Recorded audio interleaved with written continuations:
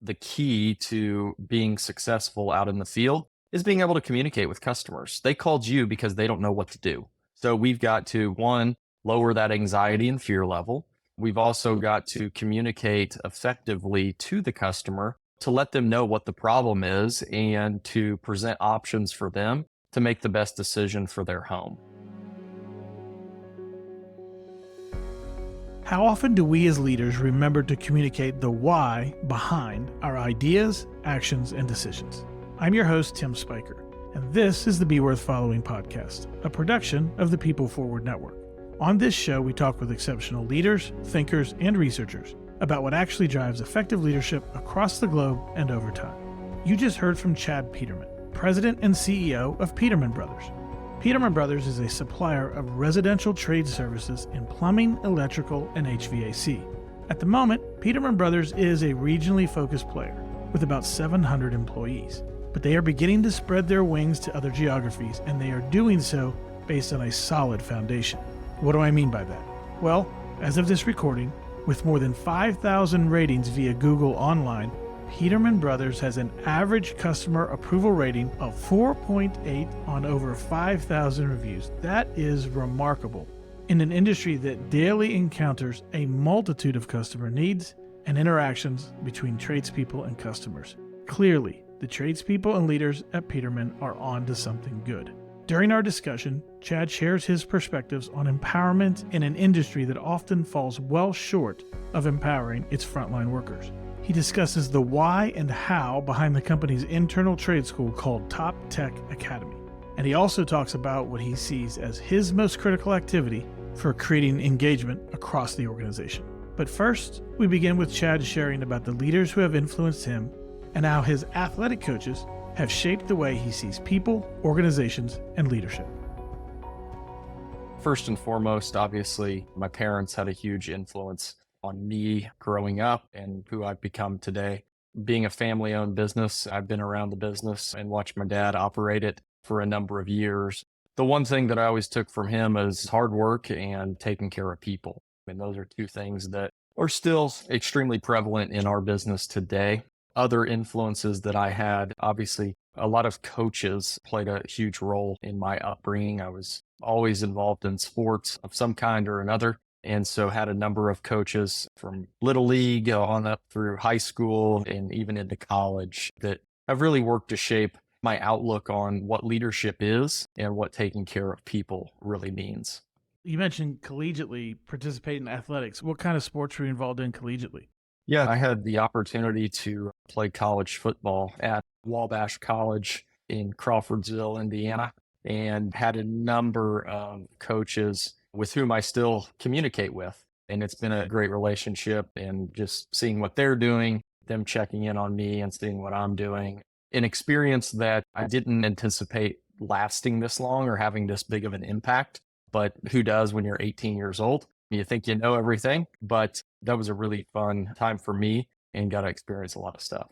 You're the second former collegiate athlete from Wabash that we've had on the podcast. Kevin Hargrave played basketball there. You played football. Now, admittedly, Kevin didn't get to play in the game because he played the wrong sport for that. But the reputation of Wabash and that rivalry is pretty unique and pretty remarkable. Not enough people know about it, but that's Division III athletics in a nutshell there. So what position did you play? I started my freshman year. I played corner and then played safety my sophomore through senior year. My dad retired not long ago, 35 years. He was the athletic trainer for the football team at West Virginia. So I grew up at Morgantown. I grew up hanging around the stadium. I fell in a whirlpool when I was 6 years old. I had to be fished out by some folks. So I played other sports, not football, but football's such a part of my family fabric as well, just growing up around it. And we're almost there, Chad. It's almost fall. Yeah, we're getting there. Starts earlier and earlier every year, it seems.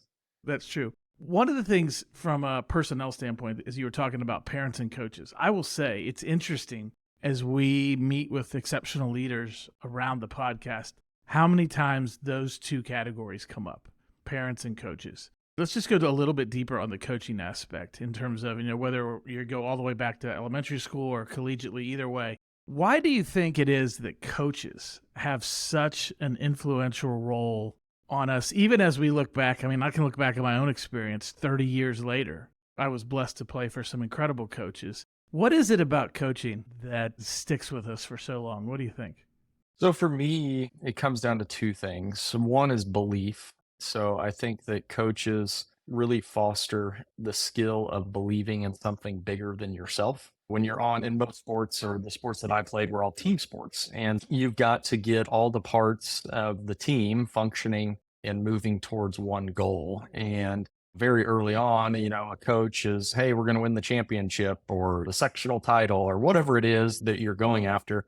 All these coaches are there to inspire a group of young men or women or whatever it may be to achieve a goal together. For me, that's always been something that still plays out today in our organization. My brother played college football as well. And so we look at it as really like, how do we build the best team, whether it's recruiting or development or training or practice or whatever it may be. And I think that when you go through those tough times, especially as a young person, that really shapes who you are and how you handle challenges and how you would work to achieve goals moving forward. I also think that there is an aspect of how to deal with failure. And we're going to run into instances where things don't go as we planned.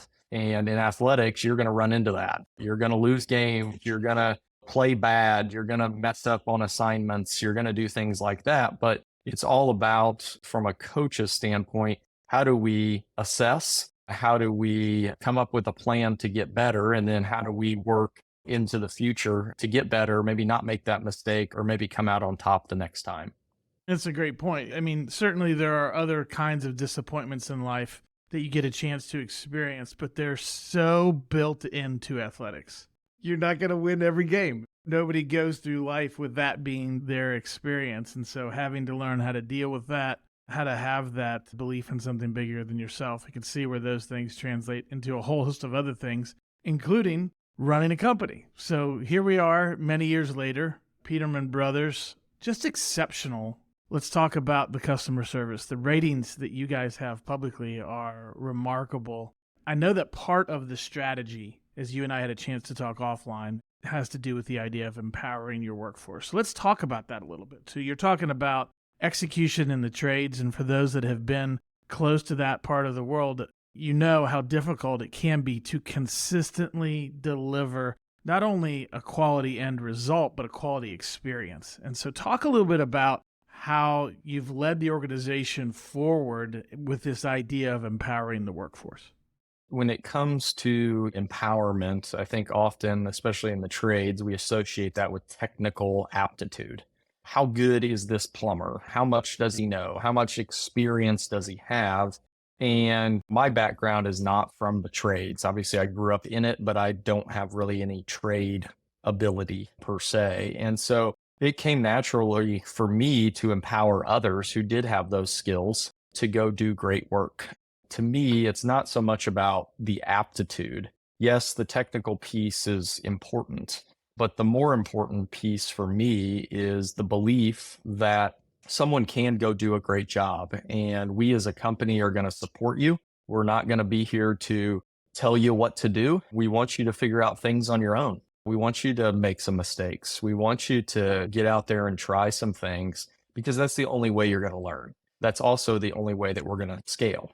If I prided myself on having all the answers and telling everybody what to do on a daily basis, there's only so many people that I can tell what to do on a daily basis. Whereas empowerment allows for us to grow larger, and it also allows us to create a foundation for people where they can be in a place that is supportive of them getting better. Me telling you what to do every day is not going to make you a better plumber or a better HVAC technician. What that's going to do is probably frustrate you because you're not learning anything new. You're doing the same thing every day. You're listening to me. And I don't want you to listen to me. I want you to go out there and do what you're gifted at. And I'll be here to support you, remove roadblock, and to take care of all the other stuff that you don't really want to take care of. Or, hey, I'm a plumber. I don't do HR. I don't do finance, whatever it is. Everybody's got their different skills. And so really creating a team where everybody is supporting each other leads to an organization where empowerment is front and center.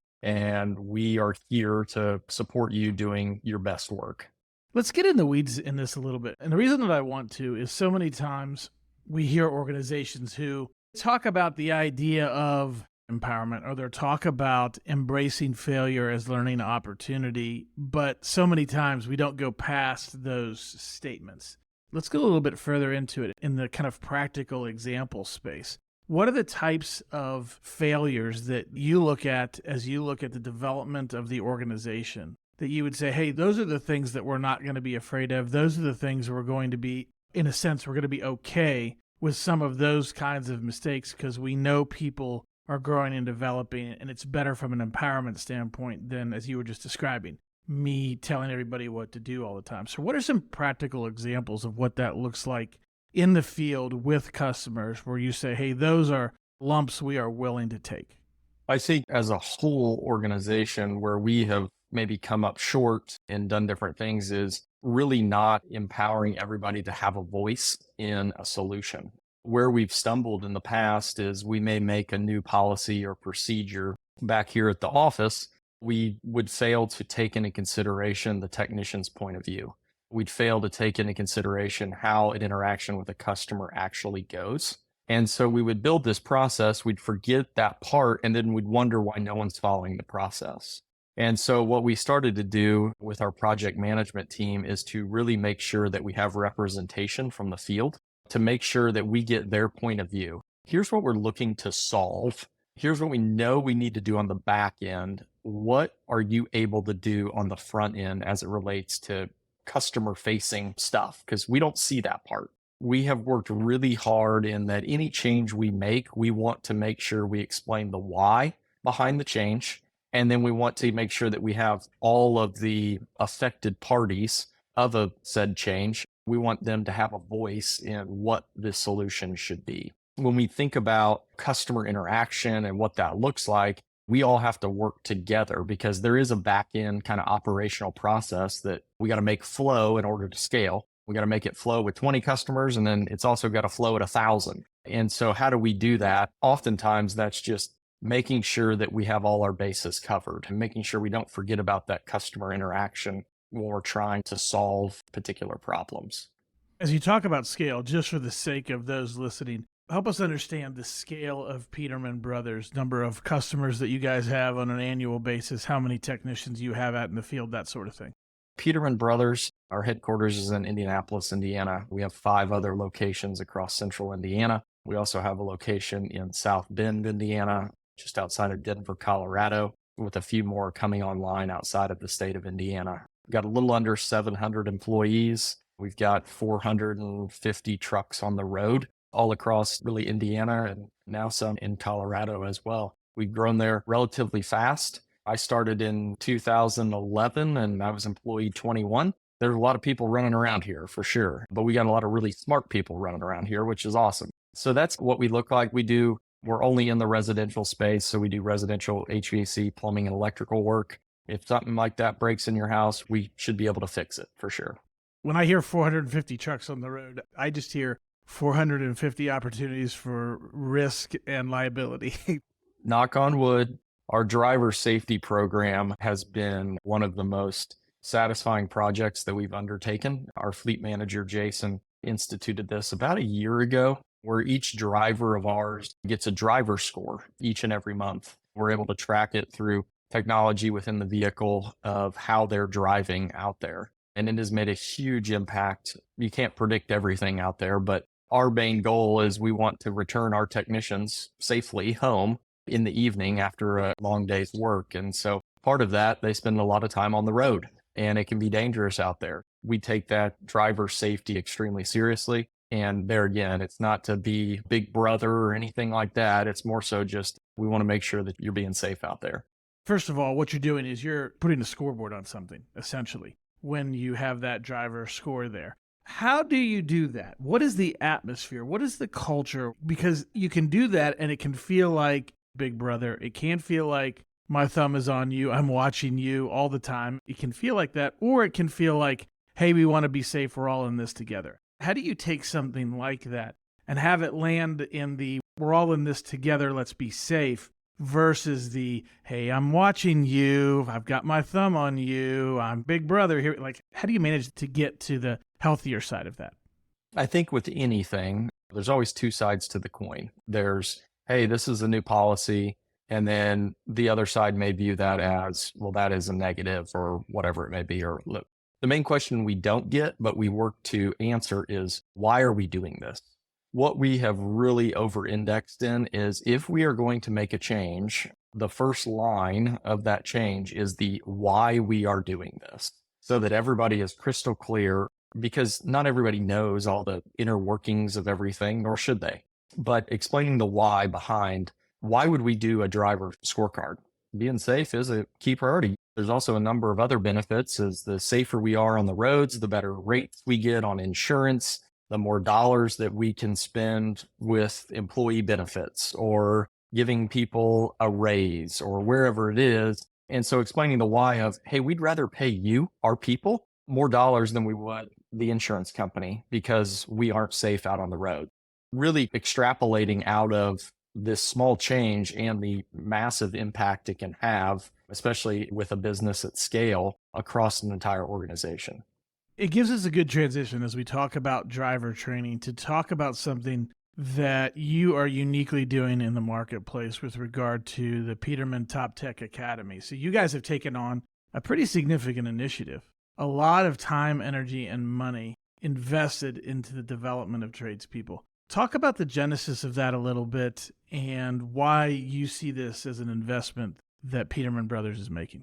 Back in 2020, we were growing quite rapidly. And the one thing we were running into is we had more customers than we had technicians to serve them. Obviously, we didn't want to be in that position. We want to be there for our customers when they need us. We said, well, if there's not enough technicians out there or we can't find enough quick enough, how are we going to solve for this problem? And I had a few people within the industry that had started their own schools.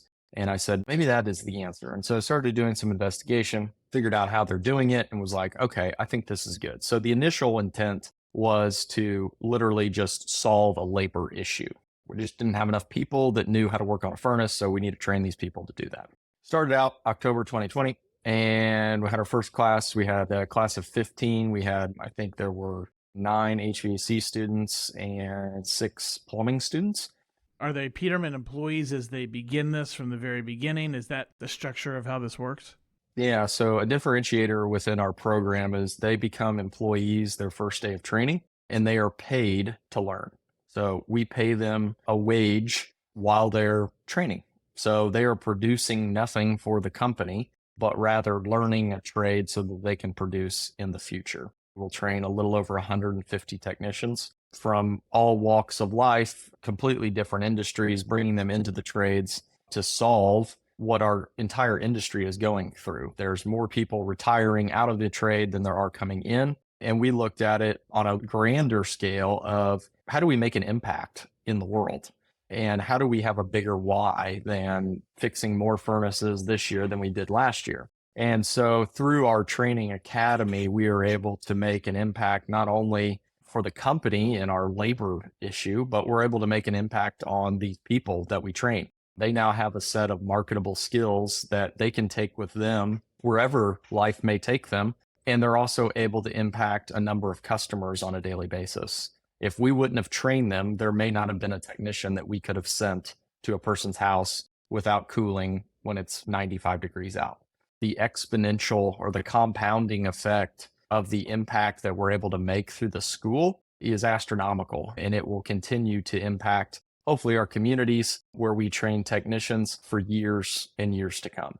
What would you say to the person who says, okay, great, you're making this investment, you're paying them from the beginning, that sounds very noble, but what happens when they leave? You've invested all that time, energy, and money, and they decide they're going to go somewhere else, or perhaps life circumstances take them away from the organization. What's your response to people who might have a pushback on all that investment of time, energy, and money?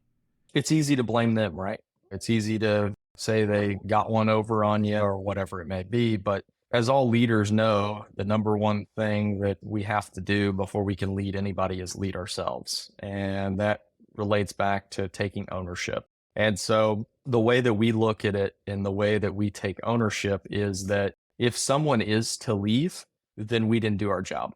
We didn't create a culture where they want to stay, they want to thrive, and they can't think of anywhere else in the world that they would rather be.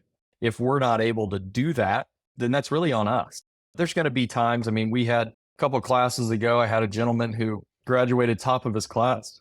And 2 weeks later, his wife got a job in another state. So they had to leave. And you know what? That's a bummer. But at the same time, my hope is that he takes those skills, finds another great company in whatever city they move to, and can still support his family. At the end of the day, it would be selfish of me to hold a grudge on anybody that we ever trained and they left and went somewhere else. It's our responsibility and our duty to create a company that I could go work over here, I could go work over there, but I don't want to because I'm at the place that I know that I need to be. We really take a lot of responsibility in, hey, if someone leaves, what did we do? Where did we come up short? Not so much like, what's their problem? Why did they do that? They're silly. Yeah.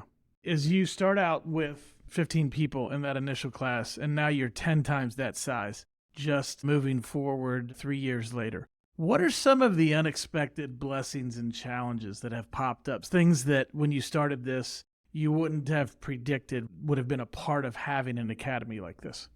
There are a lot of things to navigate when you start a school. The two things that come to mind first is the need for continued education. So we put most students through a 12-week program to train them in their trade. What we didn't foresee at the very beginning was the need for continued training. So all of our technicians have a career path that they are aware of when they start into school. They know that when they come out of school, they'll be a technician level 1, but there's also a level 2, 3, and 4 technician that they can become in their career. And so what we have done is amongst the 12-week course programs, we have 2-week intensive continued education programs where we'll bring in the top performing level 1 technicians. We'll teach them everything they need to know to be a level 2, so on and so forth through the career paths. But that continued education piece to me is critical because you can set someone up to get out there and start gaining some experience, but it's what are you going to teach them afterwards that's highly critical. I would say the other piece that I think is so important is the understanding that educating people is a skill set unto its own. And it is a skill set that I do not have. I could sit up in front of the class and read off a bulleted list about how you're supposed to work on a furnace. There really is no retention. And so what we did is we brought in professional educators and curriculum designers and people who knew education. Most of our people that are in that particular place, they don't know the first thing that there is to fix a furnace. But what they do know is how to educate people, how to get buy-in, and how to design a lesson so that there is maximum retention. And so that's the piece that obviously we didn't start out like that. We started out bootstrapping it. Here's what you need to know. We'll give you the information. Go out and be great. It worked for a lot of them, but as we continue to refine and make the school better, that's one of the things we've really dug in on is how do we make the education component as fruitful as possible? There's tons of wisdom in that, even as you may have started bootstrapping to say, how can we be pros at this? If we're going to do it, if we're going to take the time and energy and money to do it, what does it look like to be a pro? And frankly, it gets back a little bit to the why question. You've got the broader why about making impact with the people that are getting trained in their families as they move forward, and then the opportunity to serve more customers as you have. But why would we take the time and energy to do this at a really professional level? One of the easy answers, and you said the word, it's retention. And how quickly do things leak out of our learning? And what if we were to do this at the highest level and drive that retention way up so that when you're in somebody's home and you're literally doing the work, that the things come back to you at the moment when you need it? And pros at education help that retention go up. That makes a ton of sense. That's where you ended up with that. I'm wondering, as you are developing people in the trades and you look at that 12-week experience, do you have specific segments or modules or education in there that is more about interacting with customers than it is about the technical piece of executing the trade, be it HVAC or plumbing? Is there a customer interface portion to the academy? Absolutely. With us being in the residential space entirely, our communication with the customer is more important than actually knowing how to fix the problem. We have enough resources here that we know how to fix the problem. We've got the years of experience and this, that, and the other to solve your problem. But the most important thing we do when we enter a customer home is to build trust with that customer. No one is going to let me work on their furnace or their water heater if I can't build the trust that they've called the right company, we have the right solution, and we can get the problem fixed. Customer service training is a large part of the education that they receive. That is where our program differs a lot from a traditional trade school or apprentice program or something of that nature. We know that the key to being successful out in the field is being able to communicate with customers. They called you because they don't know what to do. So we've got to, one, lower that anxiety and fear level. We've also got to communicate effectively to the customer to let them know what the problem is and to present options for them to make the best decision for their home. If we can't communicate that, then really our customer service isn't going to be great because the customer isn't going to know what to do or what the best option is for their home. So yeah, it's a huge part of what we do in the training for sure. I could see where that would be so critical as you talk about being in people's homes. I mean, it's true in any industry. As we pause to all think about the times when a service professional comes into the space where you live and how important that environment is, and back to that issue of trust, it certainly makes sense that would be a priority. We talked earlier about empowerment, and I want to jump over to another E word that is important in how Peterman Brothers is led and how it operates, and that's the word engagement. You and I had a chance to talk previously a little bit, so I know that it's a very important idea to you. Talk a little bit about how engagement became a focus, a priority for you as a leader. For me, it was one of those things where when I first started out, I had a bunch of ideas running through my head, right? As every leader does or every entrepreneur does, is for everybody else on the team to see it the way you see it. What I learned very quickly is that no one is going to see the ideas that I have up in my head. So I need to write those down. In 2016, we wrote our first ever, what we call our vivid vision, which is a depiction of what the company will look like in 3 years. This has a lot of goals and aspirations and different things we want to accomplish and so on and so forth. It's now about a 15-page document that spells out exactly what's going to happen in 3 years. It's written as if it's already happened so that we can begin to visualize and think about and feel what it's going to feel like when we achieve these goals. Why I bring that up is engagement starts with laying out a vision that people can latch onto, a plan, a goal that people can all get behind, and you can move that forward. To me, engagement is, do we have everybody rowing in the same direction towards a common goal? The biggest part of that is letting everybody in the organization know what the goal is. Because oftentimes we forget that part. We just complain about no one seems to be doing it like I am. And no one will ever do it like you do it. But it's also nice to have some help along the way.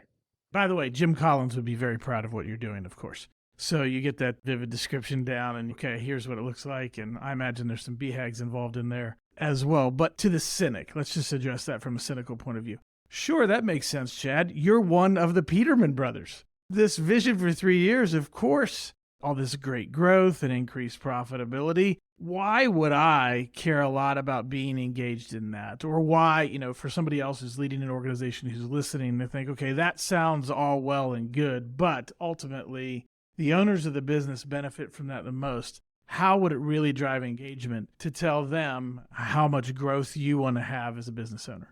Often growth is associated with getting bigger. We've gotten bigger over the last couple of years, but our real focus, and the one thing we try to dispel down to our team, is that growth does not mean getting bigger. It means getting better. It means getting better each and every day, and the bigger will take care of itself if we all focus on getting better. And so a lot of things that are depicted in this vision, we equate to opportunity. You as a technician want to make more money. There's a path because we're going to grow. If we weren't going to grow, then there would be no path. You would be in the same position 3 years from now that you are currently, unless someone ahead of you leaves. Whereas What our team has seen and what they continue to see is as we grow better, as we train on leadership skills, as we train on technical skills, as we train on all these things, all of a sudden their skill set becomes more marketable and new roles are there for them to take on. I was telling a story the other day. What does growth mean for people? Our 8 best installers in the entire company that install HVAC equipment, they don't touch a piece of equipment today, but they're all still with us. Why is that? Because we grew, that opened up roles for trainers and field supervisors and different roles that wouldn't have been available had we not grown. And so what this vision depicts is how much opportunity is going to be available, how many other positions we're going to need in order to manage a company that size. And so what we've really tried to push down is, hey, I know we're getting bigger. I know things are changing. I know all of this, but the opportunity is there as long as you keep getting better each and every day. There's a famous story I've heard a number of times from Truett Cathy at Chick-fil-A many years ago, and they're all sitting around the table talking about expansion over and over again and all the difficulties that go into that. And Truett, who was not one to be overly demonstrative, took control of the room in a way that was not his normal mode and said the very thing that you just said. He said, look, we're going to end the conversation about getting bigger, but we're going to talk about getting better. Let's talk about that. Let's end this other conversation. It really mirrors what you were just saying in terms of how Peterman Brothers approaches it. So good to be associated with people like Truett Cathy, I would say, who are pioneers in so many ways. As we begin to wrap up here, let's talk a little bit about the general challenges that the organization is facing, because this always helps us have context in terms of understanding here are the current day business challenges that you're seeing for Peterman Brothers that are a function of the trades. And also, how does that play into the idea of developing leaders in the organization? What are those broad general challenges that you're bumping up against on a daily basis? For us, from a challenges perspective, a lot of that is associated with communication. If there's one thing that is always brought up, it's a lack of communication or poor communication or whatever it may be. And it's hard to communicate across 700 people. It's a heck of a lot more difficult than when we had 20 and I could just yell down the hallway and everybody knew what was going on. And so the one thing that I would tell you that I pushed against for a long time was being a family run company. The one thing that we never want to be, mortal enemy of family run business, is corporate. We don't want to be corporate. And what I will tell you, and what someone told me once, is corporate is not a bad thing. It's just a matter of getting organized and communicating effectively. And I said, yeah, that makes a whole lot of sense. It just gets a bad name. The one thing that I will say as we've gotten bigger that is a constant challenge is understanding that things are going to move slower. When you're a scrappy entrepreneur, speed kills, right? It's move, fast, fast. And I love speed just as much as anybody. But what I will tell you is dependent on the project, dependent on how many people it may affect within the organization, taking a step back, understanding how this is going to affect every single person within the organization, or at least every single department. Like, hey, is this going to affect customer service? Is this going to affect dispatch? Is this going to affect the technician? And when you answer those questions, and oftentimes you'll say yes, then it's time to build a game plan and get their input on how to best execute the plan. Oftentimes we substituted speed of like, we need to get this out there. We need to get this out there. Well, what we forgot was that it's move slow to go fast would be the one piece of advice that I would give people as they scale a company. Is the ability to change is going to slow down, but the impact that change will have if you get it right will far outweigh the time that it took to lift it up. When you have more people involved, it's just going to be slower, and you need to get used to that. I mean, that's a tough message for an entrepreneur. That's challenging to swallow when you're getting things going. And it's something that I've learned, and it's something that I've become okay with. I will tell you the other thing is when you have all your ideas, like we talked about earlier, is putting an ROI on those ideas. Entrepreneurs have tons of ideas. I have tons of ideas right now, but it's really looking at what one is going to be most effective, because Small changes can have a huge impact the larger your organization is. And so is making that change really worth it? Or is there a better focus of my time? It may take 6 months to roll out, but at the end of the day, it's going to provide a bigger bang for our buck as we continue to move forward. There's an author named Dan Sullivan who runs an organization called Strategic Coach, and they have a tool that's called the impact filter. And it's essentially exactly what you're talking about, Chad. You take that idea and you're going to do a systematic analysis. Now, not one that takes weeks and months, but it's more of a back of the napkin calculation, but you're going to do the calculation. You're going to say, what impact is this going to have as a filter, which is why they call it the impact filter? Let's take all these ideas, all these 173 different ideas that the entrepreneur has, and let's put it through a filter to say what truly, as best as we can estimate, is the ROI on this. And I think in many ways, that's what you're talking about, pausing to do that quick calculation to say, what's the impact of this idea as best as I can tell? Does that sound roughly what you're talking about? Yeah, absolutely. Let's finish up by talking about leadership, because in an organization of 700 people, there's got to be more than one leader. As you sit there leading the organization, there are leaders throughout the organization that you're looking to develop, not necessarily in the application of plumbing and HVAC, but in the leading of people. What is Peterman Brothers doing around the issue of leadership so that internally you have the skeletal structure to support this growth that you're after? What I will tell you is it starts with a simple philosophy, and that philosophy, especially when we have a number of different leaders that have come out of the trades, is that them getting very comfortable with the fact that they're going to have to take off their technician tool belt and they're going to have to put on their leadership tool belt. Leadership is not being the best plumber, it's supporting a group of the best plumbers. When we understand that, then we can start to develop as leaders. And so what we do from a leadership perspective, I talk a lot to our team. I talk to them every Monday through email. I do a leadership class. It's called Future Leaders every other Friday, where I speak for an hour on leadership principles, both personal and professional. We have a leadership academy within the company that people can develop their leadership skills and expertise. My role here is to be the culture champion. My battle cry is just being a good leader myself and making sure that everybody's in a good spot and helping others. And all of this is the lead by example. Now, there's a couple of parts to that. You often hear people say, well, I'm a lead by example type of person.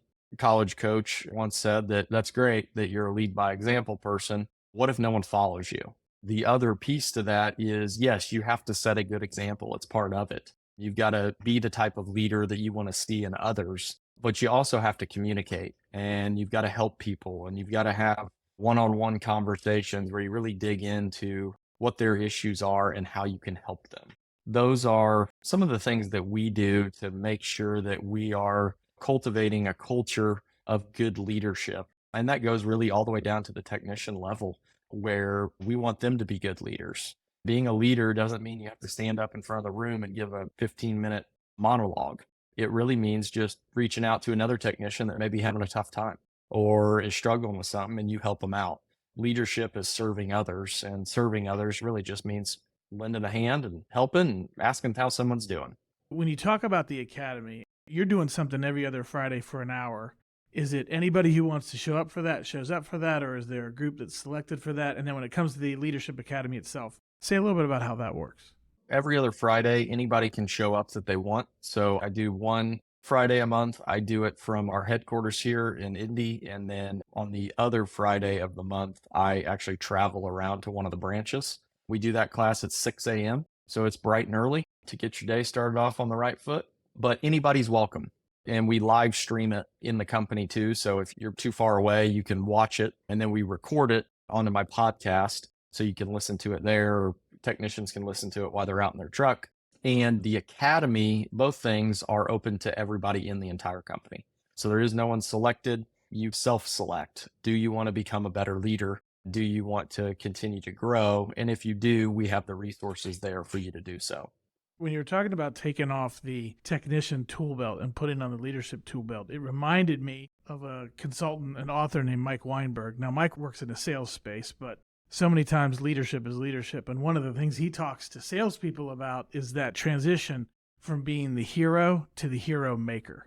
And I think that's such a simple idea. You can see it in sales, but you can also see it in the trades. I mean, look, I'll tell you, when we have no hot water and it's below zero and you come fix my hot water heater, you are my hero. But that transition to say that the leader in those types of situations is not going to be the hero anymore. The responsibility of that person is to help create or to make heroes, and taking that technician tool belt off and putting on the leadership tool belt, I think, is that transition from being a hero to being a hero maker. And who can do it? And I don't mean that from a skill standpoint, but I even mean that from an emotional standpoint. Who is able and willing to be the person who serves and cares for and enables the people that are getting those pats on the back versus being the person that gets that pat on the back. And it's a different mentality. And I think that leadership transition from execution person who's interfacing with customers, and this is across every industry that we could imagine, to the person who is leading at the front lines, that is probably the most difficult transition that exists in all of leadership, because every other opportunity after that is going to be transitioning from one leadership position to another. But that's transitioning from being a great contributing team member to the person that's leading the team. And that's probably the starkest transition. That's a really tough transition that you guys are trying to help people make. It is a tough transition. You go from getting the credit to giving out the credit. And that goes against how we're wired as humans, right? We're all wired to protect ourselves, and flipping that switch to really serving others and making sure their best interest is at heart. It's unnatural, which is a wild thing. And there's going to be a little discomfort there until it becomes really comfortable to give praise to others and help them out and look out for them as opposed to yourself. I have such a level of respect for leaders like Chad who are working in the trades, who are working in construction related businesses. That type of work is extremely challenging to create a consistent experience for customers. And it's so hands-on that there are unique challenges that go along with that work. To be able to do what Peterman Brothers is doing in terms of their customer service, the feedback that they're getting, all of the 5-star reviews, it's just remarkable what Chad and the organization are doing there. And I just so appreciated getting a chance to hear from him and to have him share with us the wisdom lens that he is leading through. There's a couple of things I want to emphasize as we wrap up the episode today. And the first one is simply with the word why. You heard so often in the conversation where Chad kept coming back to the idea of communicating why. And of course, the book that has made that concept famous by Simon Sinek, Start With Why. But you heard it in so many different ways in terms of what Chad was saying. You heard it when he talked about creating new procedures or policies. How do we make sure that we're communicating the why and involving everybody that's affected by that? I'm going to come back to that in just a second, but making sure other people understand that this just isn't something from corporate that they've randomly concocted to make our lives more difficult, but that there is a why behind it and that we need to talk about that. He talked about it with regard to their training academy that they have in terms of wanting to have an impact on the individuals that they were training and their families.